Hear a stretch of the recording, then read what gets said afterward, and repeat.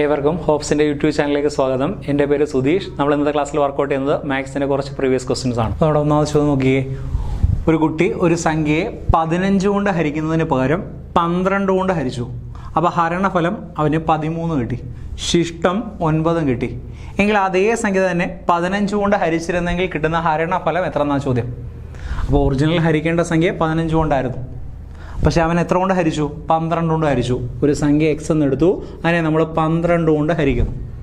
അപ്പോൾ ഹരണഫലം എത്ര കിട്ടിയെന്ന് പറഞ്ഞു? 13 അല്ലേ കിട്ടിയേ. ഹരണഫലം നമ്മൾ മേളിൽ എഴുതി 13. ശിഷ്ടം എത്ര കിട്ടുമെന്ന് പറഞ്ഞു? 9 കിട്ടി. ശിഷ്ടം എന്ന് പറയുമ്പോൾ ഏറ്റവും അവസാനം വരുന്നതല്ലേ 9. അപ്പോൾ നമുക്ക് സംഖ്യ ഈ എക്സിൻ്റെ വില കണ്ടുപിടിക്കാൻ, സംഖ്യ കണ്ടുപിടിക്കാൻ എന്ത് ചെയ്താൽ മതി? ഈ കിടക്കുന്നതും ഈ കിടക്കുന്നതുകൂടെ ഗുണിക്കുന്നു, ഇത് പരസ്പരം ഗുണിക്കുന്നു, അതിൻ്റെ കൂടെ എന്തുകൂടെ കൂട്ടിയാൽ മതി? ശിഷ്ടം കൂട്ടിയാൽ പോരെ. അപ്പോൾ എക്സിൻ്റെ വില കണ്ടുപിടിക്കാൻ 12 × 13 + 9. 12നെ 13 ഇതും ഇതുകൂടി പരസ്പരം ഗുണിക്കുക, അതിൻ്റെ കൂടെ ശിഷ്ടോടെ കൂട്ടുക. 12 × 13 156. 156ൻ്റെ കൂടെ 9 കൂടെ കൂട്ടി. 156ഉം 9 കൂടെ കൂട്ടുമ്പോൾ 165. സംഖ്യയാണെങ്കിൽ നമുക്ക് എത്ര എന്ന് കിട്ടും? 165 എന്ന് കിട്ടും. നമ്മുടെ ചോദ്യം എന്തുവാ? ഇതേ സംഖ്യയെ 15 കൊണ്ട് ഹരിക്കുമ്പോൾ ലഭിക്കുന്ന ഹരണഫലം, അതായത് ഈ 165നെ എത്ര കൊണ്ട് തന്നെ ഹരിക്കാൻ? 15 കൊണ്ട് ഹരിക്കാൻ. 165/15. ഒരു 15 15, ബാക്കി 1 5. വീണ്ടും ഒരു 15 15, ബാക്കി ശിഷ്ടം 0. ശിഷ്ടമാണ് ചോദിച്ചെങ്കിൽ 0 എഴുതാം. പക്ഷെ നമ്മുടെ ചോദ്യം ഹരണഫലം, ആ സംഖ്യയെ തന്നെ 15 കൊണ്ട് ഹരിക്കുമ്പോൾ കിട്ടുന്ന ഹരണഫലം. ഹരണഫലം നമുക്ക് എത്ര കിട്ടിയേ? 11 അല്ലേ കിട്ടിയേ. ക്വസ്റ്റ്യൻ്റെ ആൻസർ 11. ആൻസർ 11. അപ്പോൾ നമുക്ക് അടുത്ത ചോദ്യം നോക്കിയേ. ഒരു പരീക്ഷയിൽ വിജയിക്കേണ്ട ശതമാനം എന്ന് പറയുന്നത് 40% മാർക്കാണ്. വിജയിക്കേണ്ട മാർക്കിൻ്റെ ശതമാനം എന്ന് പറയുന്നത് 40. ഒരു കുട്ടിക്ക് 370 മാർക്ക് കിട്ടി, പക്ഷേ ആ കൊച്ച് 30 മാർക്കിൻ്റെ കുറവിന് തോറ്റെന്നാണ് പറഞ്ഞേക്കുന്നത്. എന്ന് പറയുമ്പം ജയിക്കണമെങ്കിൽ 370ൻ്റെ കൂടെ 30 മാർക്ക് കൂടെ വേണ്ടേ? 370ഉം 30 കൂടെ ചേർത്തു. 370ഉം 30 കൂടെ ചേർക്കുമ്പോൾ എത്ര? 400 ആണ്. അപ്പോൾ ആ പരീക്ഷയിൽ വിജയിക്കേണ്ട മാർക്ക് എന്ന് പറയുന്നത് എത്ര? 400 ആണ്. അത് എത്ര ശതമാനമോ വിജയിക്കേണ്ട ശതമാനം? അത് 40 അല്ലേ. അപ്പോൾ 40% വിലയാണ് 400. നമ്മുടെ ചോദ്യം ആ പരീക്ഷയിലെ ആകെ മാർക്ക് എന്ന് പറയുമ്പോൾ എത്ര ശതമാനമായിരിക്കും? 100% അല്ലേ. ഒന്നുകൂടെ നോക്കിക്കേ. 40% ഉണ്ടെങ്കിലേ വിജയിക്കത്തുള്ളൂ. 370 മാർക്ക് കിട്ടി, 30 മാർക്കിൻ്റെ കുറവ് മൂലം തോറ്റുപോയി എന്ന് പറയുമ്പോൾ 370ൻ്റെ കൂടെ ആ 30 കൂടെ ചേർന്ന് 400 ആയെങ്കിലേ ആ കൊച്ചു വിജയിക്കത്തുള്ളൂ. വിജയിക്കേണ്ട ശതമാനം 40. 40% വില 400. ആകെ മാർക്ക് എത്ര? പരീക്ഷയിലെ ആകെ മാർക്ക് എന്ന് പറയുമ്പോൾ 100%. ക്രോസ് ചെയ്താൽ പോരെ നമുക്കൊന്ന്. 100 × 400 ÷ 40. ഈ ഒരു 0ഉം ഒരു 0 കൂടെ കട്ട് ചെയ്യാം. 40ഉം 4 കൂടെ കട്ട് ചെയ്യാം 10. 100 × 10 1000. ആ പരീക്ഷയിൽ ആകെ വേണ്ടുന്ന മാർക്ക്, ആ പരീക്ഷയിലെ ആകെ മാർക്ക് 1000. ഒരാൾ തൻ്റെ കൈവശമുള്ള വസ്തുവിൻ്റെ 1/3 ഭാഗം 5% ലാഭത്തിന് വിറ്റു. ആകെ 3 ഉണ്ടായിരുന്നെങ്കിൽ ഒരു ഭാഗം 5% ലാഭത്തിന് വിറ്റു. ബാക്കിയുള്ളത് എത്ര ശതമാനം ലാഭത്തിന് വിറ്റിരുന്നെങ്കിൽ അയാളുടെ ആകെ ലാഭം എന്ന് പറയുന്നത് 15% ആകുമായിരുന്നു? അതാണ് നമ്മുടെ ചോദ്യം. ഒന്നുമില്ല, ഏറ്റവും എളുപ്പം ചെയ്യുന്ന രീതി നോക്കിക്കോണേ. ആകെ എത്ര വസ്തുക്കളാണ് ഉള്ളത്? 3 എണ്ണമല്ലേ ഉള്ളത്. അയാൾക്ക് ആകെ കിട്ടേണ്ട ലാഭം എത്ര? 15 അല്ലേ. അപ്പോൾ ആകെ എണ്ണത്തെ ആകെ ലാഭം കൊണ്ട് അങ്ങ് ഗുണിക്കുന്നു. 3 × 15 അങ്ങ് ചെയ്യുന്നു നമ്മൾ. 3 × 15 എന്ന് പറയുമ്പോൾ എത്ര കിട്ടും? 45%. അയാൾക്ക് ആകെ കിട്ടേണ്ട ലാഭം എന്ന് പറഞ്ഞാൽ നമ്മൾ സങ്കല്പിക്കുക 45 എന്ന് കിട്ടി. അതെങ്ങനെ 45 വന്നേ? വസ്തുക്കളുടെ എണ്ണം 3 ഉള്ളത്, ആകെ എണ്ണം 3, ആകെ കിട്ടേണ്ട ലാഭം 15. അപ്പോൾ ഈ 3നെ നമ്മൾ എത്ര കൊണ്ട് ഗുണിക്കുന്നു? 15 കൊണ്ട് ഗുണിച്ചു. 3 × 15 45. അതിനകത്ത് ഒരെണ്ണം വിറ്റപ്പം എത്ര ലാഭം അയാൾക്ക് കിട്ടി? 5 ലാഭം കിട്ടി. എന്ന് പറയുമ്പം 1 × 5. ഒരെണ്ണം വിറ്റപ്പം അയാൾക്ക് 5 ലാഭം കിട്ടി. മൊത്തത്തിൽ കിട്ടേണ്ട എത്ര? 45. 3 എണ്ണോട് ചേർത്ത് 45. അതിനകത്ത് ഒരെണ്ണം വിറ്റപ്പം 5 കിട്ടി. അപ്പോൾ ബാലൻസ് പറ. 45 കിട്ടേണ്ടടുത്ത് നമുക്കിപ്പോൾ എത്ര കിട്ടിക്കഴിഞ്ഞു? 5 കിട്ടിക്കഴിഞ്ഞു. ബാക്കി ഇനിയുള്ളത് 40% അല്ലേ. അത് എത്ര വസ്തുക്കൾ വിൽക്കുമ്പോഴാണ്? ബാക്കി 3ൽ നിന്ന് ഒരെണ്ണം പോയാൽ എത്ര എണ്ണോ? 2 എണ്ണം അല്ലേ. അപ്പോൾ 2 എണ്ണം വിൽക്കുമ്പോൾ നമുക്ക് എത്ര കിട്ടണം? 40 കിട്ടണം. അപ്പോൾ ഓരോന്നിനും 40/2. 40/2 എന്ന് പറയുമ്പം 20. ബാക്കിയുള്ള ഓരോന്നും എത്ര ശതമാനം? 20% വിറ്റെങ്കിൽ മാത്രമേ അയാൾക്ക് എത്ര ലാഭം കിട്ടത്തുള്ളൂ? 15 കിട്ടത്തുള്ളൂ. മനസ്സിലായോ?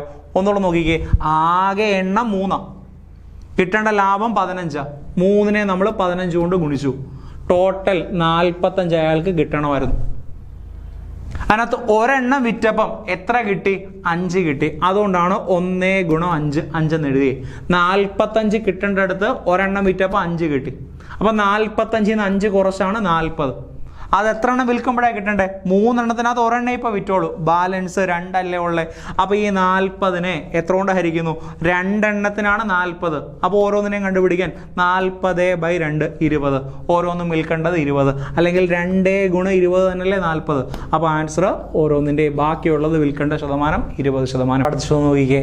400 രൂപ ഉണ്ടായിരുന്നത് കൂട്ടുപലിശ നിരക്കിൽ 2 വർഷം കൊണ്ട് എത്ര രൂപയായിട്ട് മാറി? 441 മാറി.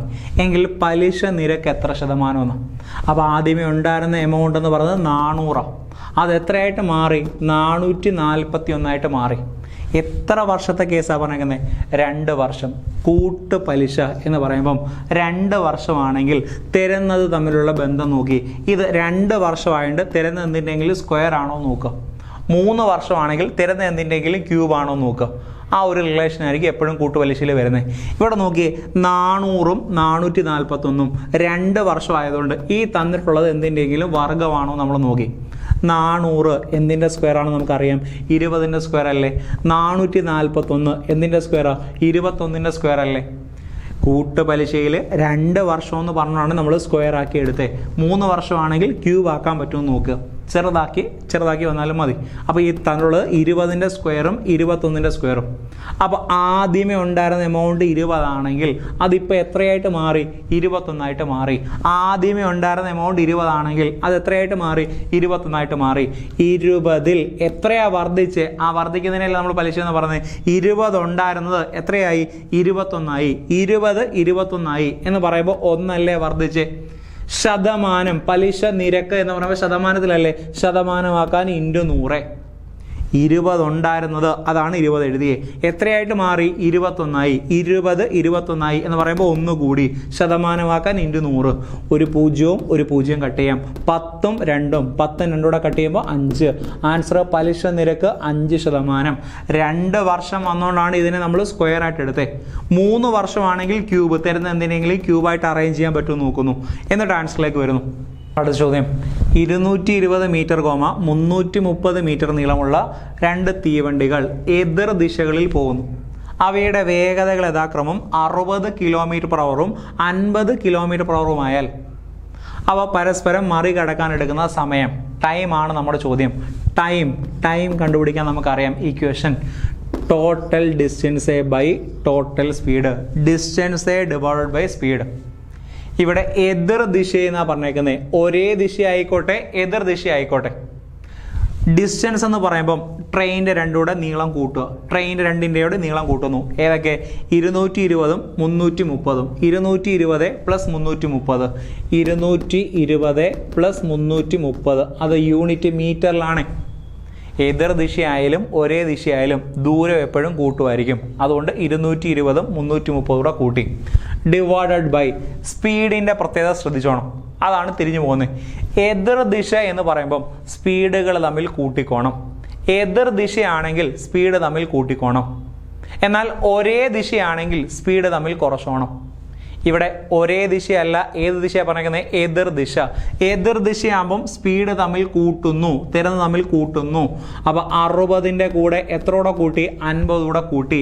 അത്രയും km/h എന്നല്ലേ കിടക്കുന്നത്? km/h. ഓക്കെ ആണോ? ഇത് കൂട്ടാനുള്ള കാരണം എതിർ ദിശ. ഒരേ ദിശയാണെങ്കിൽ സ്പീഡ് തമ്മിൽ അങ്ങ് കുറയ്ക്കും.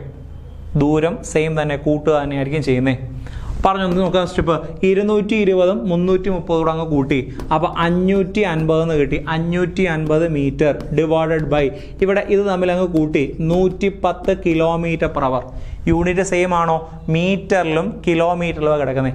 അപ്പോൾ നമുക്ക് ഈ km/hനെ അങ്ങ് m/s യൂണിറ്റ് കൺവേർഷൻ ശ്രദ്ധിക്കണേ. km/hനെ m/s 18ൽ 5 കൊണ്ട് ഗുണിക്കുന്നു. കിലോമീറ്റർ പെർ അവറിനെ മീറ്റർ പെർ സെക്കൻഡിലോട്ടാക്കാൻ 18 5 കൊണ്ട് ഗുണിക്കുന്നു. പറ സ്റ്റെപ്പ് പറ. 550 അതേപോലെ തന്നെ എഴുതി ബൈ 110 ഇൻറ്റു 5/18 18 5. വേണമെങ്കിൽ നമുക്ക് ഈ താഴത്തെ 18 അങ്ങ് മേലോട്ടാക്കാമല്ലോ. ഏറ്റവും താഴെ കിടക്കുന്ന 18 അങ്ങ് മേളിൽ കൊണ്ടുവരുന്നു. പറഞ്ഞു സ്റ്റെപ്പ്. 550 ഉണ്ട്, ഈ താഴത്തെ 18 അങ്ങ് മേളിൽ വന്നു, ഇൻറ്റു 18 ബൈ താഴെ ഒരു 110 ഉണ്ട്, ഇൻറ്റു ഒരു 5 ഉണ്ട്. ഇനി കട്ട് ചെയ്താൽ പോരെ? നിങ്ങൾക്ക് ഇഷ്ടമുള്ളതിൽ കട്ട് ചെയ്യാം. നമുക്ക് ഈ ഒരു 0 ഒരു 0 ഞാൻ കളഞ്ഞു. ഇവിടെ 55 11 കൂടെ കട്ട് ചെയ്തു. 55 11 കൂടെ കട്ട് ചെയ്യുമ്പോൾ എത്ര കിട്ടി? 5 എന്ന് കിട്ടി. ഇവിടെ ഈ 5 ഈ 5 കൂടെ ഞാൻ കട്ട് ചെയ്ത് കളഞ്ഞു. പറ ബാക്കി അവശേഷിക്കുന്നത് എത്ര? 18 എന്നല്ലേ കിടക്കുന്നത്. അപ്പോൾ ആൻസർ കിലോമീറ്റർ പെർ അവറിനെ നമ്മൾ മീറ്റർ പെർ സെക്കൻഡിലോട്ടാക്കിയില്ലേ? അപ്പോൾ ആൻസർ എത്ര സെക്കൻഡ് എന്നാണ് കിട്ടുന്നത്? 18 സെക്കൻഡ്. ക്വസ്റ്റിൻ്റെ answer 18 second. നമ്മൾ അടുത്ത ചോദ്യം നോക്കിക്കേ. 5 പുരുഷന്മാരും 8 സ്ത്രീകളോട് ചേർന്ന് ഒരു ജോലി പൂർത്തീകരിക്കണം 10 ദിവസം. 3 പുരുഷന്മാരും 7 സ്ത്രീകൾക്കും കൂടി ആ ജോലി ചെയ്യാൻ 12 ദിവസം. എങ്കിൽ 11 പുരുഷന്മാർക്ക് ആ ജോലി ചെയ്യാൻ എത്ര ദിവസം വേണ്ടി വരും എന്നാണ് ചോദ്യം. അപ്പോൾ ഇത്തരം ടൈപ്പുകൾ വന്നാൽ ഈ 10നെ അകത്തോട്ട് ഗുണിക്കുക. അതിൻ്റെ റീസൺ M1 ആൾക്കാർ D1 ദിവസം കൊണ്ട് ചെയ്യുന്നത്, M2 ആൾക്കാർ D2 ദിവസം കൊണ്ട് ചെയ്യുന്നത്. M1 D1 ഇത് പരസ്പരം ഗുണിക്കുന്നതും തുല്യമായിരിക്കണം.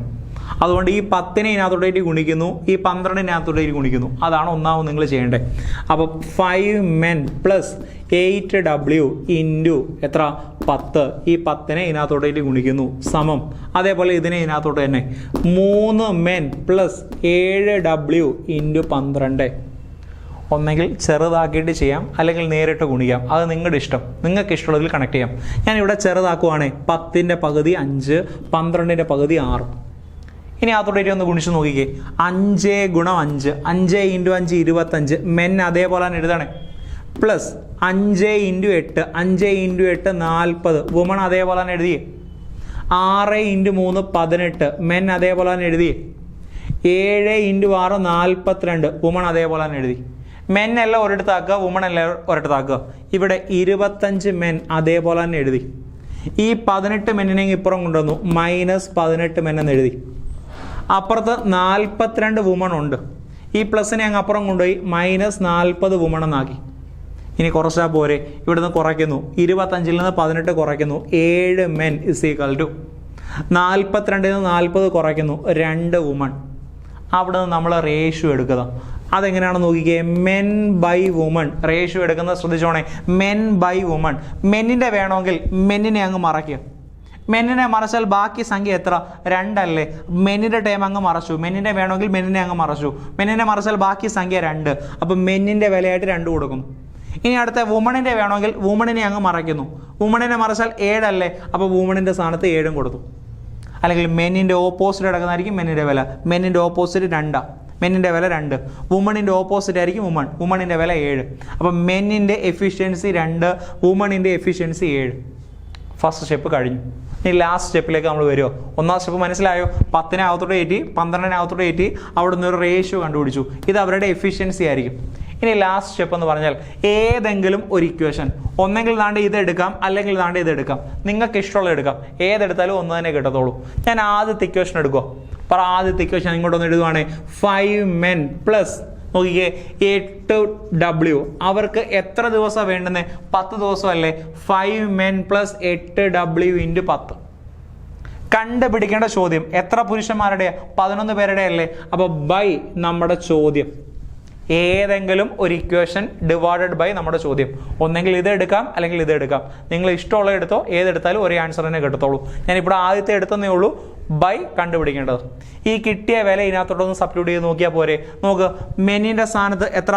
2 ആണ്. വുമണിൻ്റെ സ്ഥാനത്ത് എത്ര? 7 ആണ്. കൊടുത്ത് നോക്കുക. 5 ഗുണം 2 plus 8 into 7 into 10 divided by 11 into 2. നോക്കിക്കേ. 5 ഗുണം 2 10 അല്ലേ? 8 ഇൻറ്റു 7 56 അല്ലേ? 56ഉം 10 കൂടെ അങ്ങ് കൂട്ടാൻ, ബ്രാക്കറ്റിനകത്ത് പ്ലസ് അല്ലേ കിടക്കുന്നത്? 56ഉം 10 കൂടെ കൂട്ടി അങ്ങ് 66 എന്ന് എഴുതി. 66 ഇൻറ്റു 10 ബൈ 11 ഇൻറ്റു 2. ഇനി കട്ട് ചെയ്യാന്ന് മാത്രമല്ലേ ഉള്ളൂ. നോക്കിക്കേ. 66ഉം 11ഉം 6 പ്രാവശ്യം. വേണമെങ്കിൽ ഈ 10ഉം ഈ 2ഉം 5 പ്രാവശ്യം. ഇവിടെ 6 × 5 6 × 5 30. ക്വസ്റ്റ്യൻ്റെ ആൻസർ 30. 11 പുരുഷന്മാർക്ക് ആ ജോലി തീർക്കാൻ 30 ദിവസം ആവശ്യമാണ്. കാര്യം മനസ്സിലായോ? ഒരു ഇക്വേഷൻ ഡിവൈഡഡ് ബൈ കണ്ടുപിടിക്കേണ്ടത്, ഏതെങ്കിലും ഒരെണ്ണം എടുക്കുക ബൈ കണ്ടുപിടിക്കേണ്ടത്. ഏതെടുത്താലും ഒന്ന് തന്നെ കിട്ടത്തുള്ളൂ. ആൻസർ അവർക്ക് പൂർത്തീകരിക്കാൻ 30 ദിവസം ആവശ്യം. അപ്പോൾ അടുത്ത ചോദ്യം, 10 സംഖ്യകളുടെ ശരാശരി 79 കണ്ടുപിടിച്ച് വെച്ചിട്ടുണ്ട്. 47 പകരം അതിൻ്റെ ഒരു സംഖ്യയായിട്ടുള്ള 47 പകരം അവർ 97 എഴുതി വെച്ചു. അതേപോലെ മറ്റൊരു സംഖ്യ 82 പകരം 32 എഴുതി വെച്ചു. ഒറിജിനൽ എഴുതേണ്ട 47 ആയിരുന്നു, അതിനകത്ത് 97 എഴുതി. മറ്റൊരെണ്ണം 82 എഴുതേണ്ടത്, അതിന് പകരം 32 എഴുതി. എങ്കിൽ പുതുതായിട്ടുള്ള ശരാശരി എത്ര എന്നാണ് ചോദ്യം. നോക്കാം നമുക്ക് പ്രത്യേകത. ശ്രദ്ധിക്കണേ, 10 എണ്ണം ഉണ്ടായിരുന്നു, ശരാശരി 79. അവിടെ കിടക്കട്ടെ. ഒറിജിനൽ എഴുതേണ്ട സംഖ്യ ഒരെണ്ണം 47, അതിന് പകരം 97 എഴുതി. മറ്റൊരെണ്ണം 82 എഴുതേണ്ടത്, അതിന് പകരം 32 എഴുതി വെച്ചു. നോക്കിക്കേ, ഇവിടെ എഴുതേണ്ട സംഖ്യകളുടെ തുക നമുക്കൊന്ന് നോക്കാം. എഴുതേണ്ട സംഖ്യകളുടെ തുക നോക്കിക്കേ, 7ഉം 2ഉം കൂടെ കൂട്ടി 9, 8ഉം 4ഉം കൂടെ കൂട്ടി 12. ഒറിജിനൽ എഴുതേണ്ട സംഖ്യകളുടെ തുക 129 ആയിരുന്നു. പക്ഷെ അവർ മാറ്റം വരുത്തിയപ്പോൾ എന്തെങ്കിലും പ്രത്യേകം ഉണ്ടോ എന്ന് നോക്കാം. ഇവിടെ 7ഉം 2ഉം 9, 9ഉം 3ഉം 12. തുകയ്ക്ക് മാറ്റം വല്ലതും സംഭവിച്ചിട്ടുണ്ടോ?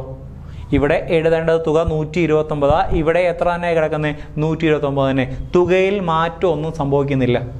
അപ്പോൾ ശരാശരിയിൽ മാറ്റം വരുമോ? ശരാശരി കണ്ടുപിടിക്കാൻ ഇക്വേഷൻ എന്തുവാ? തുക ബൈ എണ്ണം. തുകയിൽ മാറ്റം വരുന്നെങ്കിലല്ലേ ശരാശരി മാറത്തുള്ളൂ. ഇവിടെ 129, ഇപ്പുറത്തും എത്ര തന്നെ? 129. രണ്ടും 129 തന്നെയാണ്. തുകയിൽ മാറ്റം ഒന്നുമില്ല. അപ്പോൾ ശരാശരിയിൽ എന്ത് മാറ്റം വരത്തില്ല? ശരാശരിയിലും മാറ്റം ഒന്നും വരത്തില്ല. ശരാശരി എത്ര തന്നെയായിരിക്കും? 79. ക്വസ്റ്റ്യൻ്റെ ആൻസർ 79. അപ്പോൾ നമുക്ക് അടുത്ത ചോദ്യത്തിലേക്ക് വരാൻ നോക്കിക്കേ. 32 + 32 + 32 + 32 = 4x ആയാൽ എക്സിൻ്റെ വില എത്ര? നോക്കിക്കേ, 32 ഇവിടെ എത്ര പ്രാവശ്യം കൂട്ടിയിരിക്കുക? 4 പ്രാവശ്യം കൂട്ടിയിരിക്കുകയല്ലേ. അതുകൊണ്ട് നമുക്ക് 4 × 4 പ്രാവശ്യം 32 കൂട്ടിയിട്ടുണ്ട്. അതുകൊണ്ട് 4 × 32 എന്ന് എഴുതി. = 4x. നമുക്കിതെല്ലാം ഒരേ ബേസ് ആക്കണം, ഒരേ പാദങ്ങളാക്കണം. ആദ്യത്തെ 4 അല്ലേ, 4ന് പകരം നമുക്ക് 2ന്റെ സ്ക്വയർ എന്ന് എഴുതിക്കൂടെ? 4നെ നമ്മൾ 2√2 എന്ന് എഴുതി. അടുത്ത ഇനിയുള്ളത് എത്ര? 32. 32നെ വേണമെങ്കിൽ നമുക്ക് സൈഡിലോട്ട് മാറ്റി ഒന്ന് ഹരിച്ചു നോക്കാം. 32ന്റെ പകുതി 2 കൊണ്ട് ഹരിക്കും 16, 16ന്റെ പകുതി 8, 8ന്റെ പകുതി 4, 4ന്റെ പകുതി 2. 2 അവിടെ എത്ര പ്രാവശ്യം വന്ന് നോക്കിക്കേ? 1, 2, 3, 4, 5. അപ്പോൾ 32ന് പകരം 2 എത്ര എന്ന് എഴുതി? 5 എന്ന് എഴുതി. സമം വീണ്ടും ഇവിടെ 4 അല്ലേ കിടക്കുന്നത്, 4ന് പകരം നമുക്ക് 2ന്റെ എന്ന് എഴുതാം? സ്ക്വയർ എന്ന് എഴുതാം. അതിൻ്റെ മേളിൽ x ഇല്ലേ, അതുകൊണ്ട് x. നമ്മൾ പഠിച്ചിട്ടുള്ള നിയമം നോക്കിയേ, a⁻m × a⁻n. നിയമം a⁻m × a⁻n, a⁻m+n എന്നല്ലേ പഠിച്ചിട്ടുള്ളത്. അപ്പോൾ ഒരേ ബേസ് ഉള്ളത് വന്നാൽ പവർ തമ്മിൽ അങ്ങ് കൂട്ടുന്നു, ഗുണിച്ചിരിക്കുവായിട്ട് മേളത്തെ കൂട്ടി. 2 5 2 കൂട്ടി നമുക്ക് എത്ര കിട്ടി? 7 എന്ന് കിട്ടി. ഇനി വീണ്ടും മേളിൽ എത്ര എണ്ണം വന്നാലും ഇത് തമ്മിൽ ഗുണിച്ചെടുത്തുവാന്നല്ലേ. ആ നിയമം എന്തുവാ? a⁻m എന്ന് പറയുമ്പോൾ a⁻m × n. മേളിൽ വരുന്നത് തമ്മിൽ ഗുണിക്കുക. ബേസ് 2 അതേപോലെ തന്നെ എഴുതി, മേളത്തെ തമ്മിൽ ഗുണിക്കുന്നു. 2 × x 2x എന്ന് കിട്ടി. ഇപ്പോൾ പാദം രണ്ടും തുല്യമാക്കി. പാദം തുല്യമാക്കി കഴിഞ്ഞാൽ പവർ നമുക്ക് എടുക്കാം. മേളിൽ കിടക്കുന്ന മാത്രം ഇവിടെ 2x ആയി കിടക്കുന്നത്, ഇപ്പുറത്ത് 7 കിടക്കുന്നത്. മേളിൽ ഇവിടെ 7, അപ്പുറത്ത് 2x. ഒന്നെടുത്ത് എഴുതി 2x = 7. നമുക്ക് എന്തിൻ്റെ വാല്യൂവാ? എക്സിൻ്റെ വിലയല്ലേ വേണ്ടത്? x = 7/2. ഗുണിക്കുന്ന 2നെ അപ്പുറം കൊണ്ടുവന്നു, എക്സിൻ്റെ വില 7/2. അപ്പോൾ നമുക്ക് അടുത്ത ചോദ്യത്തിലേക്ക് വരാം. ചോദ്യം നോക്കിക്കേ, ഒരു മട്ടത്രികോണം എന്ന് പറയുമ്പോൾ ഒരു കോൺ എത്ര ഡിഗ്രി വരണം? 90 ഡിഗ്രി വരണം നമുക്കറിയാം. ഒരു മട്ടത്രികോണത്തിലെ ഒരു കോൺ അവർ പറഞ്ഞു 45 ഡിഗ്രിയാണെന്ന് പറഞ്ഞു. ഒരു മട്ടത്രികോണത്തിൽ ഒരു കോൺ 90 ഡിഗ്രിയാണെന്ന് നമുക്കറിയാം. കൂടാതെ അവർ മറ്റൊരു കോൺ തന്നു 45 ഡിഗ്രി. എങ്കിൽ എൻ്റെ ചോദ്യം, മൂന്നാമത്തെ കോൺ എത്ര വരും നോക്കിയേ? 45 ഡിഗ്രി തന്നെയല്ലേ. കാരണം 3 കോണോടെ കൂട്ടുമ്പോൾ 180 കിട്ടണ്ടേ. ഇതൊരെണ്ണം 90 ഉണ്ട്, ഇതൊരെണ്ണം 45 ഉണ്ട്. എങ്കിൽ ഇത് എത്ര തന്നെയായിരിക്കണം? 45 തന്നെയായിരിക്കണം. അതിനകത്ത് ഏറ്റവും ചെറിയ വശം എന്ന് പറയുമ്പോൾ നോക്കിക്കേ, ഈ 45ന് ഓപ്പോസിറ്റുള്ള വശം, അല്ലെങ്കിൽ ഈ 45ന് ഓപ്പോസിറ്റുള്ള വശം. ചെറിയ വശത്തിൻ്റെ നീളം 3 എന്നാണ് പറഞ്ഞിരിക്കുന്നത്. മട്ടത്രികോണത്തിൽ ചെറിയ വശം 45 ഡിഗ്രി ഉള്ളതിനകത്ത് ചെറിയ വശത്തിൻ്റെ നീളം 3 സെൻറ്റിമീറ്റർ. നമ്മുടെ ചോദ്യം, വലിയ വശം എത്ര? ശ്രദ്ധിച്ചോണേ, ഒരു ത്രികോണത്തിൻ്റെ കോണുകൾ 45 ഡിഗ്രി, 90 ഡിഗ്രി എന്നിങ്ങനെയാണെങ്കിൽ ആ കോണുകൾക്കെതിരെയുള്ള വശങ്ങളുടെ അംശബന്ധം. ഈ തരുന്ന കോണുകൾക്കെതിരെയുള്ള വശങ്ങളുടെ അംശബന്ധം 1:1:1 പഠിച്ചു വെച്ചോണേ. ഒരു ത്രികോണത്തിന്റെ കോണുകൾ 45 ഡിഗ്രി 90 ഡിഗ്രി എന്നിങ്ങനെയാണെങ്കിൽ ആ കോണുകൾക്ക് എതിരെയുള്ള വശങ്ങളുടെ അംശബന്ധം ഈ 40 ഓപ്പോസിറ്റ് 1 ആയിരിക്കും, ഈ 40 ഓപ്പോസിറ്റ് 1 ആയിരിക്കും, ഈ 90 ഓപ്പോസിറ്റ് ഈ സൈഡ് 1√2 ആയിരിക്കും. ഇവിടെ നോക്കിയേ, ചെറിയ വശം 3 ആണെന്ന് തന്നു. ചെറുതെന്ന് പറയുമ്പോൾ 45 കോണുകൾ 45 ഈ 1ന്റെ സ്ഥാനത്ത് അവർ തന്നു 3. അപ്പൊ ഈ 1 പകരവും എത്ര കൊടുക്കാം? 3 കൊടുക്കാം. ഇവിടെ വരുമ്പം വലിയ സൈഡ് എന്ന് പറയുന്നത് 1ന്റെ സ്ഥാനത്ത് 3, പിന്നുള്ളത് √2 3√2 എന്ന് കിട്ടും. നോക്കിക്കേ, 45 ഓപ്പോസിറ്റ് 3 കിട്ടി, ഈ 45 ഓപ്പോസിറ്റ് 3 കിട്ടി, ഈ 90 ഓപ്പോസിറ്റ് 3√2. ക്വസ്റ്റ്യന്റെ ആൻസർ ഏറ്റവും വലിയ സൈഡ് എന്ന ഏറ്റവും വലിയ വശം ഇതല്ലേ, കർണമല്ലേ. അപ്പൊ ആൻസർ 3√2. ഒന്നുകൂടി 45 90 എന്നിങ്ങനെ വന്നാൽ റേഷ്യോ 1:1:√2 120 ഡിഗ്രി 90 ഡിഗ്രി എന്നിങ്ങനെ വന്നാൽ ഒരു ത്രികോണത്തിലെ കോണുകൾ 30 ഡിഗ്രി 60 ഡിഗ്രി 90 ഡിഗ്രി എന്നിങ്ങനെ വന്നാൽ ആ കോണുകൾക്ക് എതിരെയുള്ള വശങ്ങളുടെ അംശബന്ധം 30 എതിരെ എന്ന് പറയുമ്പോൾ 1 ആയിരിക്കും, 1:60 ഓപ്പോസിറ്റ് എന്ന് പറയുമ്പോൾ √3 ആയിരിക്കും, √3 ഓപ്പോസിറ്റ് 2 ആയിരിക്കും. 1:√3:2 30 60 90 എന്ന് വരുമ്പോൾ എങ്ങനെ വരുന്നത്? 1:√3:2. അപ്പോൾ നമുക്ക് അടുത്ത ചോദ്യം നോക്കാം. ഉന്നതി 30 സെന്റിമീറ്ററും പാദവിസ്തീർണം 625 സെന്റിമീറ്റർ സ്ക്വയറുമുള്ള ഒരു സമചതുര സ്തൂപിക, അതിന്റെ വ്യാപ്തം കണ്ടുപിടിക്കാനാണ്. സമചതുര സ്തൂപിക അതിന്റെ ഇംഗ്ലീഷ് ടൈം എന്തുവാ? സ്ക്വയർ പിരമിഡ് എന്നാ. അതിന്റെ വോളിയം കണ്ടുപിടിക്കാൻ ഇക്വേഷൻ നാണ്ട് ചെയ്താ 1/3a²h. ഒരു സമചതുര സ്തൂപികയുടെ വ്യാപ്തം വോളിയത്തിന്റെ ഇക്വേഷൻ 1/3a²h. h എന്ന് പറഞ്ഞാൽ എന്തുവാ? ഉന്നതി, ഹൈറ്റ് ആണ്. ഇനി a² എന്ന് പറഞ്ഞാൽ പാദം നോക്കിക്കേ, സമചതുരോ, പാദം സമചതുരം, അതിന്റെ വിസ്തീർണമല്ലേ, സമചതുരത്തിന്റെ വിസ്തീർണമല്ലേ a² എന്ന് പറയുന്നത്. അതായത് പാദ വിസ്തീർണമാണ് a². ആ a²ന്റെ വില നമുക്ക് നേരിട്ടുണ്ട് 625. അതിനകത്ത് വാല്യൂ സബ്സ്റ്റിറ്റ്യൂട്ട് ചെയ്താൽ മാത്രം മതി. നമുക്ക് നോക്കാം. 1/3 നമ്മൾ അതേപോലെ തന്നെ കൊടുത്തു. a²ന്റെ വില പാദ വിസ്തീർണം എത്ര ഉണ്ട്? 625 അതേപോലെ തന്നെ കൊടുത്തു.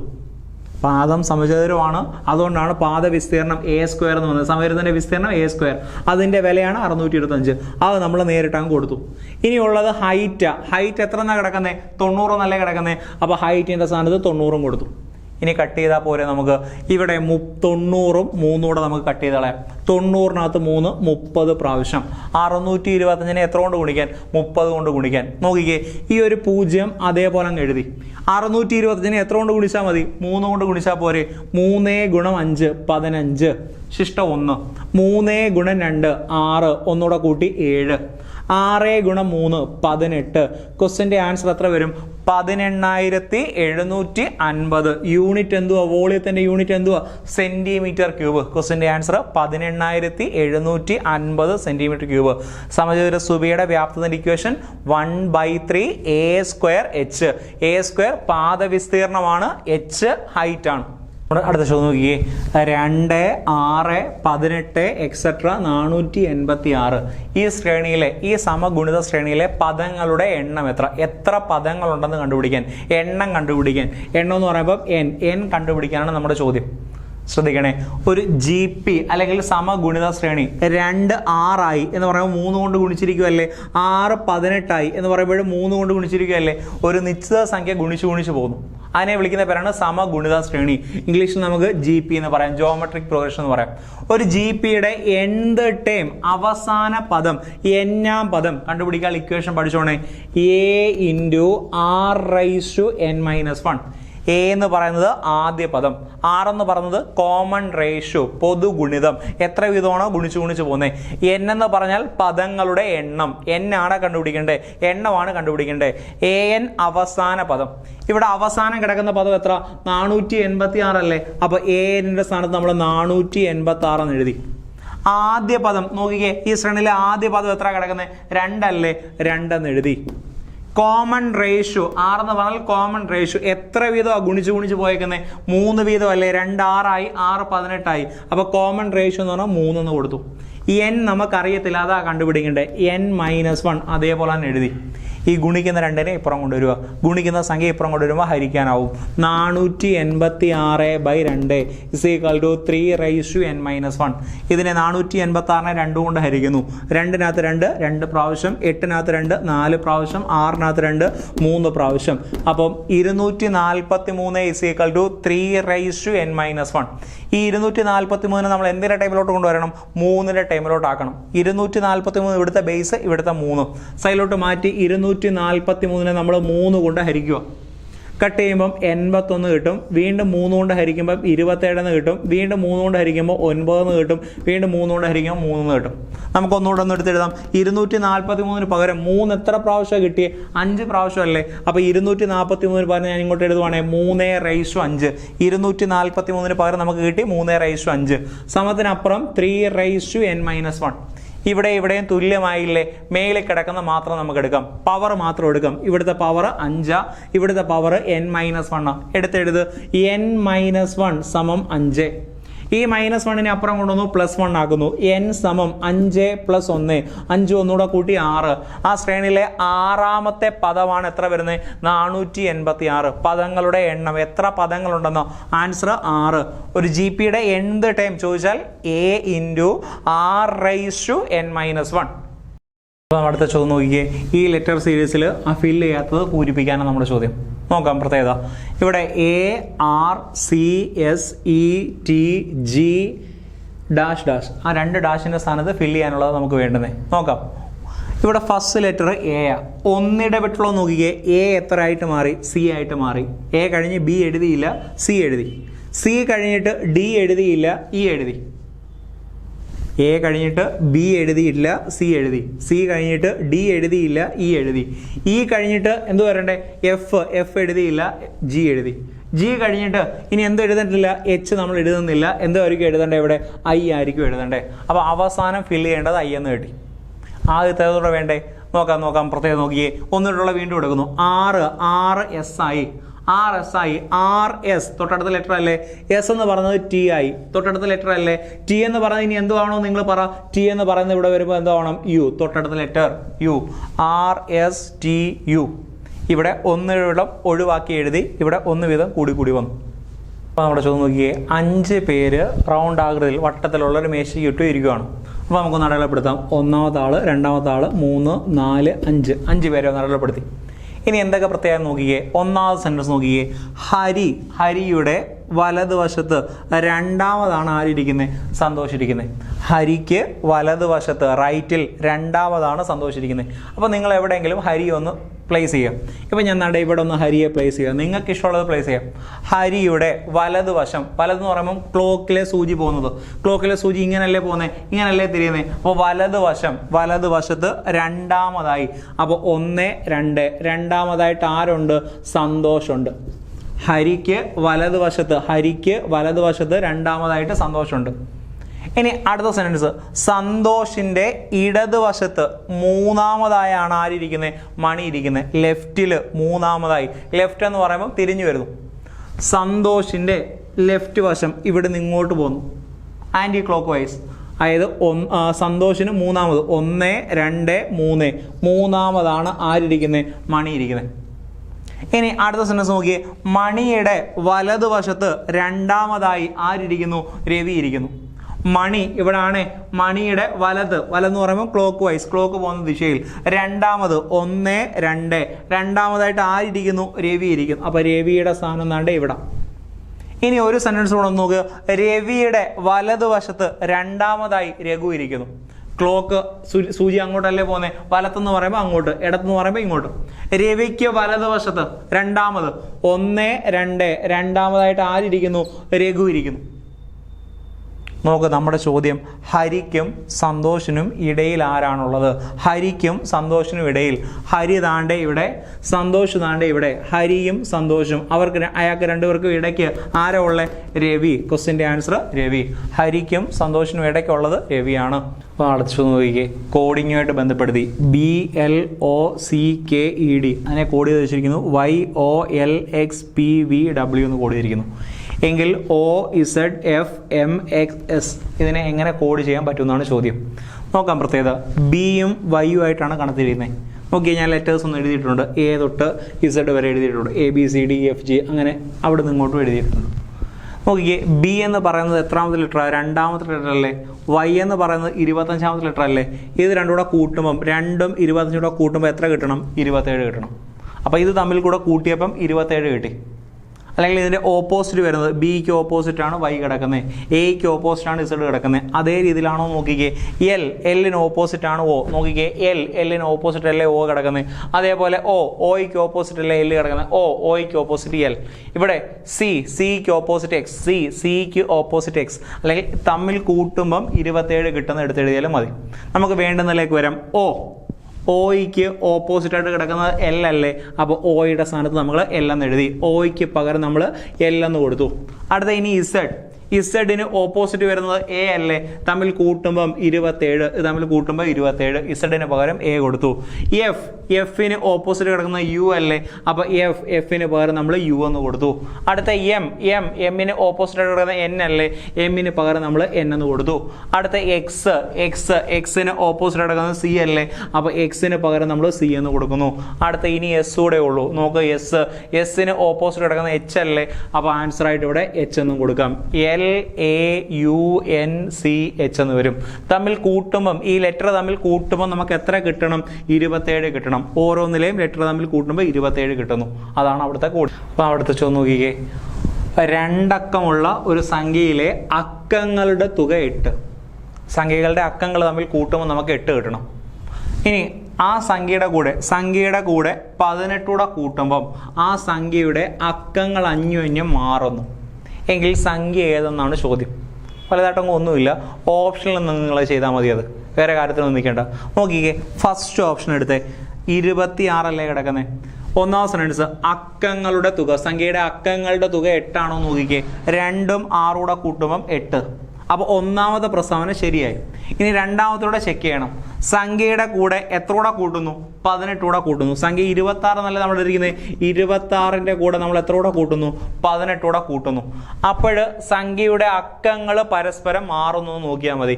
ഈ 26ന്റെ അക്കങ്ങൾ പരസ്പരം മാറിയതാണോ കിട്ടുന്നത് നോക്കാം. 26ഉം 18 കൂടെ കൂട്ടുമ്പോൾ 44 അല്ലേ? ഈ 26ന്റെ അക്കങ്ങൾ മാറിയതാണോ കിട്ടിയിരിക്കുന്നത്? അപ്പോൾ അതല്ല. അപ്പോൾ നമ്മുടെ ആൻസർ 26 അല്ല. അടുത്ത ഓപ്ഷനിലേക്ക് വരുന്നു. എത്ര? 62. അക്കങ്ങളുടെ തുക എത്ര കിട്ടണം? 8 കിട്ടണം. 6 2 കൂട്ടുമ്പോൾ 8 തന്നെ. ഇനി രണ്ടാമത്തോടെ ചെക്ക് ചെയ്യണ്ടേ. സംഖ്യയുടെ കൂടെ സംഖ്യ 62. 62ന്റെ കൂടെ എത്ര കൂടെ കൂട്ടാൻ? 18 കൂടെ കൂട്ടാൻ. 62ന്റെ കൂടെ 18 കൂടെ കൂട്ടുന്നു. 62ഉം 18 കൂടെ കൂട്ടുമ്പോൾ എത്ര? 80 അല്ലേ? നോക്കിക്കേ, 62ന്റെ അക്കങ്ങൾ പരസ്പരം മാറിയാണോ കിടക്കുന്നത്? ഇത് തുക എന്ന് പറയുന്നത് 62 ആ സംഖ്യയുടെ അക്കങ്ങൾ പരസ്പരം മാറി കിട്ടണമെന്ന് കിടക്കുന്നത്. അപ്പോൾ ഇതും അല്ലെന്ന് മനസ്സിലായി. അപ്പോൾ ഓപ്ഷൻ ബിയും കളഞ്ഞു, എയും കളഞ്ഞു. ഇനി ഓപ്ഷൻ സി ആ കിടക്കുന്നത്. 35. സംഖ്യയുടെ 35 അക്കങ്ങളുടെ തുക 8 കിട്ടേണ്ടത്. നോക്കിയേ, 3ഉം 5 കൂടെ കൂട്ടുമ്പോൾ 8 തന്നെയല്ലേ വരണ്ടേ? ഇനി സംഖ്യയുടെ കൂടെ എത്ര കൂടെ കൂട്ടാൻ? 18 കൂടെ കൂട്ടാൻ. 35ന്റെ കൂടെ 18 കൂടെ കൂട്ടുന്നു. 35ന്റെ കൂടെ 18 കൂടെ ഒന്ന് കൂട്ടി നോക്കിക്കേ, 53 അല്ലേ കിട്ടുന്നത്? 35ന്റെ അക്കങ്ങൾ പരസ്പരം മാറി തന്നെയാണോ കിട്ടിയേ? 3ഉം 5ഉം അത് മാറി 5ഉം 3ഉം തന്നെ ആയില്ലേ? 3ഉം 5ഉം അത് പരസ്പരം മാറി 5ഉം 3ഉം അന്യോന്യം മാറുന്നു. അത് ആദ്യത്തത് രണ്ടാമതുമായി, രണ്ടാമത്തത് ആദ്യമേ ആയി. 3 5 അത് 5 3 തന്നെയായി. അപ്പോൾ നമ്മുടെ ആൻസർ ഏതാ? 35. വേണമെങ്കിൽ അവസാനത്തെ ഇവിടെ ഒന്ന് ചെക്ക് ചെയ്ത് നോക്കാം. 53 അല്ലേ? 5 3 കൂടെ കൂട്ടുമ്പോൾ 8. അക്കങ്ങളുടെ തുക 8 തന്നെ. അതിൻ്റെ കൂടെ ഒരു 18 കൂടെ കൂട്ടിക്ക്. 53ന്റെ കൂടെ 18 കൂടെ കൂട്ടി. 53ഉം 18 കൂടെ കൂട്ടുമ്പോൾ എത്ര? 71. 53ലെ അക്കങ്ങൾ പരസ്പരം മാറിയതാണോ ഈ കിടക്കുന്നത്? അപ്പോൾ നമുക്ക് ആൻസർ ആയിട്ട് എഴുതാൻ പറ്റുന്ന 35 ആണ്. 35ന്റെ കൂടെ 18 കൂടെ കൂടുമ്പോൾ 53. അപ്പോൾ അതിൻ്റെ അക്കങ്ങൾ 35ന്റെ അക്കങ്ങൾ പരസ്പരം മാറിയാണ്, അന്യോന്യം മാറിയാണ് കിടക്കുന്നത്. അതുകൊണ്ട് ആൻസർ ഓപ്ഷൻ സി. അടുത്ത ചോദ്യം നോക്കിയേ. ഒരു കോഡ് അനുസരിച്ച് ബാറ്റ് എന്നതിനെ റാക്കറ്റ് എന്ന് പറയുന്നു, റാക്കറ്റ് എന്നതിനെ ഫുട്ബോൾ എന്ന് പറയുന്നു, ഫുട്ബോൾ എന്നതിനെ ഷട്ടിൽ എന്ന് പറയുന്നു, ഷട്ടിൽ എന്നതിനെ ലൂഡോ എന്ന് പറയുന്നു, ലൂഡോ എന്നതിനെ ക്യാരം എന്നും പറയുന്നു. എങ്കിൽ നമ്മുടെ ചോദ്യം, ക്രിക്കറ്റ് കളിക്കാൻ ഉപയോഗിക്കുന്നത് എന്ത്? ക്രിക്കറ്റ് കളിക്കാൻ ഉപയോഗിക്കുന്നത് എന്ത്? നമ്മൾ ബാറ്റ് അല്ല ഉപയോഗിക്കുന്നത് ക്രിക്കറ്റ് കളിക്കാൻ. ആ ബാറ്റിനെ പറയുന്നത് നമ്മൾ പറഞ്ഞല്ലോ, ബാറ്റിനെ പറയുന്നത് എന്തുവാ? റാക്കറ്റ്. ബാറ്റ്, ക്രിക്കറ്റ് കളിക്കാൻ ഉപയോഗിക്കുന്ന സംഭവം ബാറ്റ്. ആ ബാറ്റിനെ നമ്മൾ പറയുന്ന, അവർ പറഞ്ഞിരിക്കുന്നത് എന്തോ, കോഡ് ചെയ്തിരിക്കുന്നത് എന്തുവാ? റാക്കറ്റ്. അപ്പം നമ്മുടെ ആൻസർ റാക്കറ്റ്. ക്വസ്റ്റ്യൻ്റെ ആൻസർ റാക്കറ്റ്. ക്രിക്കറ്റ് കളിക്കാൻ ഉപയോഗിക്കുന്നത് ബാറ്റാണ്. ആ ബാറ്റിനെ പറയുന്ന പേരാണ് റാക്കറ്റ്. ബാറ്റിനെ കോഡ് ചെയ്തിരിക്കുന്നത് റാക്കറ്റ് എന്നാണ്. Answer racket. അടുത്ത ചോദ്യം, ഒരു കുട്ടി സ്കൂളിലേക്ക് പോകാൻ വീട്ടിൽ നിന്ന് 10 കിലോമീറ്റർ വടക്കോട്ട് പോയി വീണ്ടും 6 കിലോമീറ്റർ തെക്കോട്ട് സഞ്ചരിച്ച് 3 കിലോമീറ്റർ കിഴക്കോട്ട് സഞ്ചരിച്ച് സ്കൂളിൽ എത്തിച്ചേരുന്നു എങ്കിൽ നമ്മുടെ ചോദ്യം, വീടിൻ്റെ ഏത് ദിശയിൽ എത്ര അകലെയാണ് സ്കൂൾ? ദിശയായിട്ട് ബന്ധപ്പെടുത്തി മേളിൽ വടക്ക്, അതിൻ്റെ ഓപ്പോസിറ്റ് തെക്ക്, ഇവിടെ കിഴക്ക്, ഇവിടെ പടിഞ്ഞാറൊക്കെയാണ് നമുക്കറിയാം. നമുക്കൊന്ന് വരച്ച് നോക്കാം. ശ്രദ്ധിക്കുക, ഒരു കുട്ടി സ്കൂളിലേക്ക് പോകാൻ വീട്ടിൽ നിന്ന് എത്ര കിലോമീറ്റർ? 10 കിലോമീറ്റർ വടക്കോട്ടാണ് പോയത്. ഇത് അവൻ്റെ വീടാണെന്ന് നമുക്ക് സങ്കല്പിക്കാം. അവൻ 10 കിലോമീറ്റർ വടക്കോട്ട് പോയി. വടക്കെന്ന് പറയുമ്പോൾ മേലോട്ടാണല്ലോ, അപ്പോൾ നമ്മൾ മേളിലോട്ടൊന്ന് അടയാളപ്പെടുത്തി. അതാണ്ട് 10 കിലോമീറ്റർ. അപ്പോൾ ഇവിടം തൊട്ട് ഇവിടം വരെയുള്ള അകലമാണ് 10 കിലോമീറ്റർ. ഞാൻ ആരോ മാർക്ക് കൊടുത്ത് മേലോട്ടാണ് പോയത്. അത് 10 കിലോമീറ്റർ ആണ്. ഇവിടം തൊട്ട് ഇങ്ങേ അറ്റം വരെ 10 കിലോമീറ്റർ. പിന്നെ അവൻ എന്ത് ചെയ്തു? 6 കിലോമീറ്റർ തെക്കോട്ട് സഞ്ചരിച്ചു. അപ്പോൾ ഇപ്പോൾ എവിടെയാണ് വന്ന് നിൽക്കുന്നത്? വീണ്ടും അവൻ എന്ത് ചെയ്തു? 6 കിലോമീറ്റർ തെക്കോട്ട് സഞ്ചരിച്ചു. തെക്കോട്ടെന്ന് പറയുമ്പോൾ താഴോട്ടല്ലേ, അപ്പം മേളിൽ നിന്ന് 6 കിലോമീറ്റർ, ഇവിടം തൊട്ട് ഇങ്ങേ അറ്റം വരെ 10. അപ്പോൾ അതിൻ്റെ കുറച്ച് ഭാഗം 6 കിലോമീറ്റർ താഴോട്ട് വന്നു. അപ്പോൾ വീണ്ടും ഇവിടെ പോയവൻ വീണ്ടും താഴോട്ട് വന്നതാണ്ടേ, ഇവിടം വരെ എന്നിരിക്കട്ടെ 6 കിലോമീറ്റർ താഴോട്ട് വന്നു. അപ്പോൾ ഇവിടം തൊട്ട് ഇവിടം വരെ 6 കിലോമീറ്റർ ആണ്. ബാക്കി ഈ ഭാഗം എത്ര കാണും? 4 കിലോമീറ്റർ എന്ന് കാണുമല്ലോ. മൊത്തത്തിൽ 10. ഇവിടം തൊട്ട് ഇങ്ങേ മേളിൽ വരെ 10. അതിനകത്ത് ഇവിടം തൊട്ട് ഇവിടം വരെ 6 ഉണ്ട്. ബാക്കി ഈ ഭാഗം 4 ആണ്. കിടക്കട്ടെ അവിടെ. ഇനി അതിനുശേഷം അവൻ 3 കിലോമീറ്റർ എങ്ങോട്ട് വന്നു? കിഴക്കോട്ട് വന്നു. ഇപ്പം ഇവിടെ നിൽക്കുന്നത്. ഇവിടെ നിന്ന് എങ്ങോട്ട് വന്നു? കിഴക്കോട്ട് വന്നു. കിഴക്കെന്ന് പറയുമ്പോൾ അങ്ങോട്ടാണല്ലോ പോകണ്ടേ. നാട്ടെ ഇങ്ങോട്ട് വരച്ചു. അത് എത്ര കിലോമീറ്റർ ആണെന്നുണ്ട്? 3 കിലോമീറ്റർ കിഴക്കോട്ട് വന്നുണ്ട്. ഇപ്പം ഇവിടെ വന്ന് നിൽക്കുന്നത്. അപ്പോൾ അവൻ സ്കൂളിൽ എത്തിച്ചേർന്നെന്ന് പറഞ്ഞു. ഇതാണ് സ്കൂള്, ഇതവൻ്റെ വീട്. നമ്മുടെ ചോദ്യം, വീടിൻ്റെ ഏത് ദിശയിൽ എത്ര അകലെയാണ് സ്കൂൾ?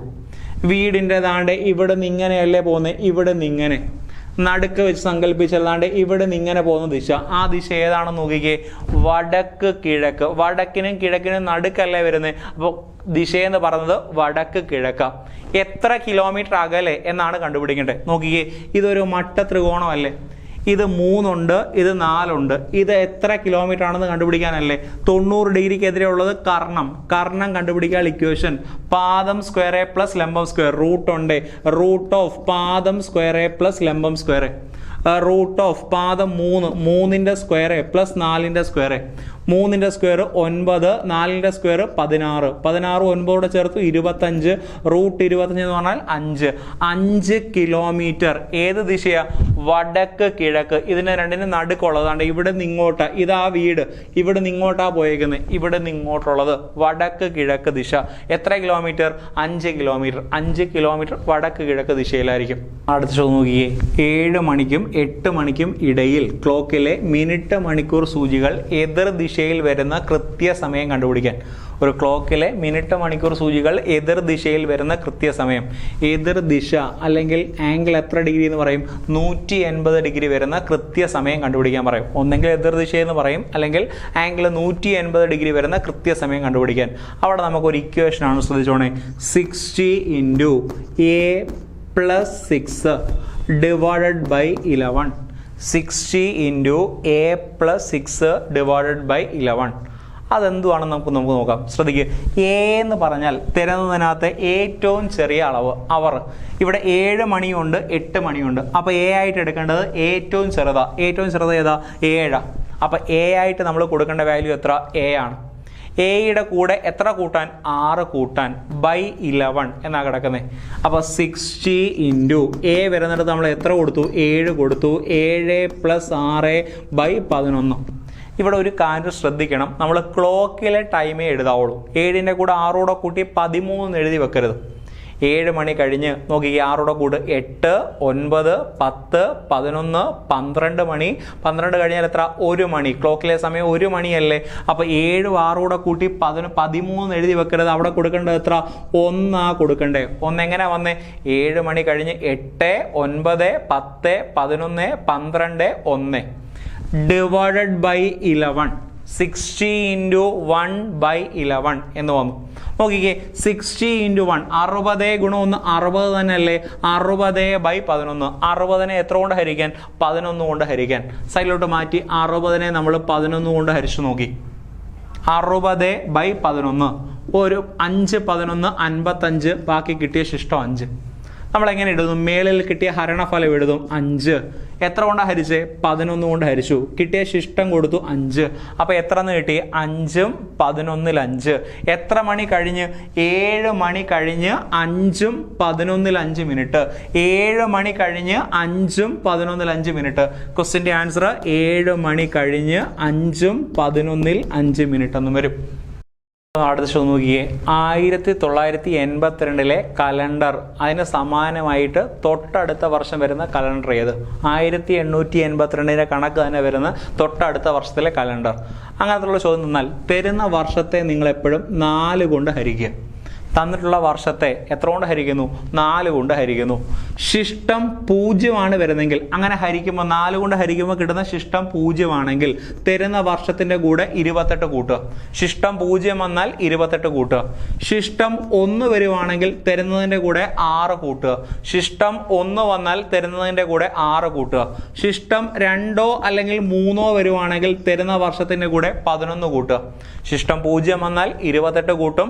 ശിഷ്ടം 1 വന്നാൽ 6 കൂട്ടും. ശിഷ്ടം 2 അല്ലെങ്കിൽ 3 വരുവാണെങ്കിൽ 11 കൂട്ടും. എപ്പോഴും എത്ര കൊണ്ടാണ് ഹരിക്കുന്നത്? 4 കൊണ്ട് ഹരിക്കുന്നു. നോക്കാം നമുക്ക്. 1982 അതിനെ നമ്മൾ 4 കൊണ്ട് ഹരിക്കുന്നു. 4 16, ബാക്കി 3 8, 9 4 36, ബാക്കി 2 2, 5 4 20, ബാക്കി കിട്ടിയ ശിഷ്ടം 2. ശിഷ്ടം 2 വരുന്നു, റിമൈൻഡർ 2 വരുന്നു, അല്ലെങ്കിൽ 3 വരുന്നു. ഇവിടെ 2 വന്നേ. 2 വന്നാലും 3 വന്നാലും എത്ര കൂട്ടുന്നു? 11 കൂട്ടുന്നു. തരുന്ന വർഷത്തിന്റെ കൂടെ 11 കൂട്ടുന്നു. 1982 കൂടെ 11 കൂടെ കൂട്ടി. ആൻസർ 1993. ക്വസ്റ്റ്യന്റെ ആൻസർ 1993. ഇവിടെ എക്സെപ്ഷൻ വരുന്ന ഒരു 2 കേസുണ്ട്, അതുകൂടെ നമുക്ക് നോക്കാം. അപ്പൊ എക്സെപ്ഷൻസ് വരുന്ന 2 കേസുകൾ, അതിനകത്ത് ഒന്നാമത്തെ കേസ് നമുക്ക് ചെക്ക് ചെയ്യാം. ശ്രദ്ധിക്കണേ, നമുക്ക് നൂറ്റാണ്ടുകൾ തരുന്നു. ഞാൻ നാളെ ഒരു എക്സാമ്പിൾ എഴുതി. 1900 എന്ന് പറയുമ്പോൾ അവസാന 2 0 അല്ലേ? അവസാന 2 0 വരുന്നതിന് നമ്മൾ പറഞ്ഞ പേരാണ് നൂറ്റാണ്ട്. നൂറ്റാണ്ടുകൾ തരുമ്പോൾ നമ്മൾ ശ്രദ്ധിച്ചേ ചെയ്യാവുള്ളൂ. അവിടെ ശ്രദ്ധിക്കേണ്ട കാര്യം, 400ന്റെ ഗുണിതമല്ലാത്ത, എഴുതി വെച്ച് പഠിച്ചോണേ, 400ന്റെ ഗുണിതം അല്ലാത്ത നൂറ്റാണ്ടാണ് നിങ്ങൾക്ക് തരുന്നതെങ്കിൽ, 400ന്റെ ഗുണിതമല്ലാത്ത നൂറ്റാണ്ട് തന്നാൽ തരുന്നതിൻ്റെ കൂടെ നിങ്ങൾ എപ്പോഴും 6 കൂടെ കൂട്ടണം. തരുന്ന വർഷത്തിൻ്റെ കൂടെ 6 കൂട്ടാവുള്ളൂ. പലരും സാധാ രീതിയിൽ 1900നെ 4 കൊണ്ട് ഹരിച്ചു നോക്കും. അവിടെ നിങ്ങൾക്ക് ശിഷ്ടം 0 കിട്ടും. ശിഷ്ടം 0 കിട്ടുമ്പോൾ നിങ്ങൾ സാധാ രീതി 28 കൂട്ടി വെക്കും. അങ്ങനെ കൂട്ടി വെക്കുന്ന ആൻസർ അവിടെ തെറ്റാണ്. അവിടെ പറഞ്ഞ കാര്യം എന്തുവാ? 400ന്റെ ഗുണിതമല്ലാത്ത നൂറ്റാണ്ടാണ് നിങ്ങൾക്ക് തരുന്നതെങ്കിൽ തരുന്നതിന്റെ കൂടെ എത്ര കൂട്ടാവുള്ളൂ?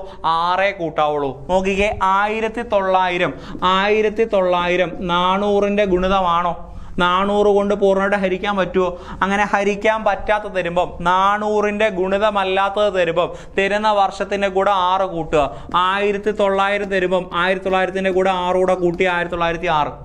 നമുക്ക് മറ്റൊരു എക്സാമ്പിൾ. 1700 തരുന്നു. 400ന്റെ ഗുണിതമാണോ ഇത്? 400ന്റെ ഗുണിതമല്ലാത്ത തരുമ്പം തരുന്നതിന്റെ കൂടെ എത്ര കൂട്ടാവുള്ളൂ? 6 കൂട്ടാവുള്ളൂ. മറ്റൊരെണ്ണം തരുന്നു. 1800 തരുന്നു. 400ന്റെ ഗുണിതമാണോ? കൂട്ടുന്നു. എത്ര കൂട്ടുന്നു? 6 കൂട്ടുന്നു. 400ന്റെ ഗുണിതമല്ലാത്ത നൂറ്റാണ്ടാണ് തരുന്നതെങ്കിൽ തരുന്നതിന്റെ കൂടെ എത്ര കൂട്ടാവുള്ളൂ? 6 കൂട്ടാവുള്ളൂ.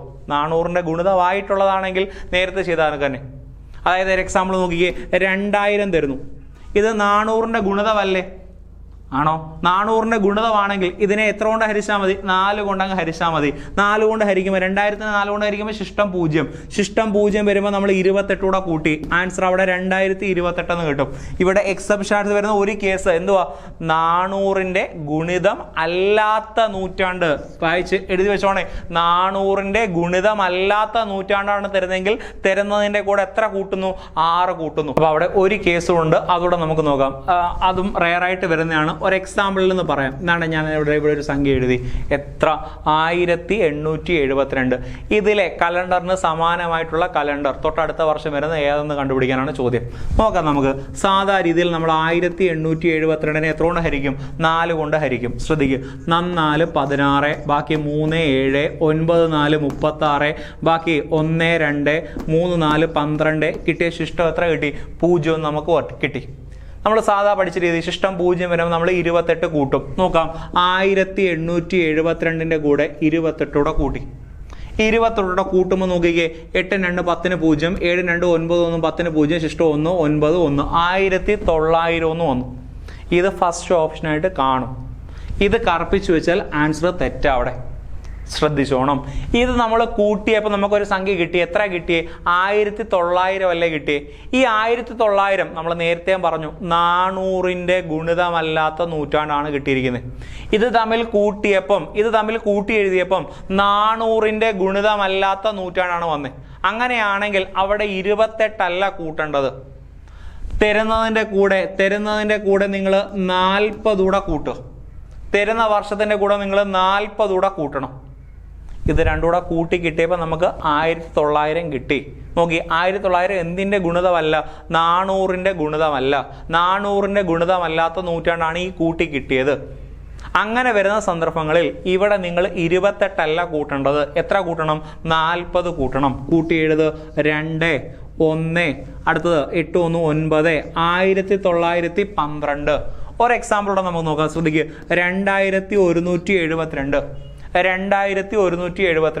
നിങ്ങൾ ഹരിച്ചു നോക്ക്. 4 കൊണ്ട് ഹരിച്ചു നോക്ക്. ശിഷ്ടം 0 വരും. നമ്മൾ സാധാ രീതിയിൽ 0 വരുമ്പം 28 അല്ലേ കൂട്ടുന്നത്. ഇതിൻ്റെ കൂടെ 28 കൂട്ടി. 28 കൂട്ടുമ്പോൾ നമുക്ക് എത്ര കിട്ടും? 2200 കിട്ടും. 2200 എന്ന് പറയുമ്പോൾ നോക്കിക്കേ. 400ന്റെ ഗുണിതമല്ലാത്ത നൂറ്റാണ്ടാണ് കിട്ടിയത്. 2 0 അവസാനം. 400ന്റെ ഗുണിതവും അല്ല. അപ്പോൾ നമ്മൾ അവിടെ ചെയ്യേണ്ട കാര്യം, തരുന്ന വർഷത്തിൻ്റെ കൂടെ ഇതല്ല 28 അല്ല കൂട്ടേണ്ടത്. അവിടെ തരുന്ന വർഷത്തിൻ്റെ കൂടെ എത്ര കൂട്ടുക? 40 കൂടെ കൂട്ടാവുള്ളൂ. അതായിരിക്കും നമ്മുടെ ആൻസർ. ഇവിടെ 2 1 2 2. ക്വസ്റ്റ്യൻ്റെ ആൻസർ 2212 വരും. മനസ്സിലായോ? 2 റെയർ ആയിട്ട് വരുന്ന കണ്ടീഷൻസ്. സാധാ രീതിയിലുള്ള 3 എണ്ണം എന്തൊക്കെയായിരുന്നു? അത് 4 കൊണ്ട് ഹരിക്കുമ്പോൾ ശിഷ്ടം 0 വന്നാൽ, ശിഷ്ടം 0 ആണ് വരുന്നതെങ്കിൽ 28 കൂട്ടുക. ശിഷ്ടം 1 ആണ് വരുന്നതെങ്കിൽ 6 കൂട്ടുക. ശിഷ്ടം 2 3 ആണ് വരുന്നതെങ്കിൽ 11 കൂട്ടുക. ആ 3 കേസ് അവിടെ കഴിഞ്ഞു. റെയർ ആയിട്ട് വരുന്ന 2 കാര്യങ്ങൾ എന്തൊക്കെയായിരുന്നു? 400ന്റെ ഗുണിതമല്ലാത്ത നൂറ്റാണ്ടാണ് തരുന്നതെങ്കിൽ തരുന്നതിൻ്റെ കൂടെ 6 കൂട്ടി വെച്ചോണം. 400ന്റെ ഗുണിതമല്ലാത്ത നൂറ്റാണ്ട് തന്നാൽ തരുന്നതിൻ്റെ കൂടെ 6 കൂട്ടി വെച്ചോണം. പിന്നെ ഇവിടെ പറഞ്ഞ കേസ്, ഈ തരുന്ന വർഷത്തെ നമ്മൾ ഹരിച്ചു നോക്കി. ഹരിക്കുമ്പം ശിഷ്ടം 0 വന്നപ്പം നമ്മൾ 28 കൂട്ടി.